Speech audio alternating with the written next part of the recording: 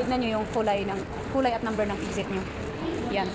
So, hi dam. Pauli na dahil ko dam. So, nara ko i-share sa inyong dumay sa mga bagong abot diri dapit na ako naman tips sa inyo ha kung paano ka mo diri magbiyahe kay na ako'y na-meet diri or na-ilhan diri bago siguro pa siya diri nawala siya diri sa sulod sa station. So importante yun mga madam, tignan nyo yung kulay at number ng exit nyo. Yan, ako exit 8 ako. Kasi pag nakalimot ka sa imong exit number mawala jud ka, so importante na siya nga timan-an.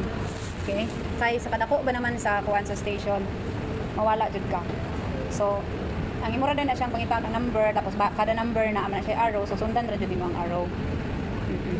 Kay nakagipod ko ana tong bago pa ko dire, as in libog jud pud ko kung paano ko mo biyahe, paano ko magawas, pero nasabtanan ako ang kuan di ay ang idea or ang pamaagi sa pagbiyahe dire. Sayon ra jud ay siya, no?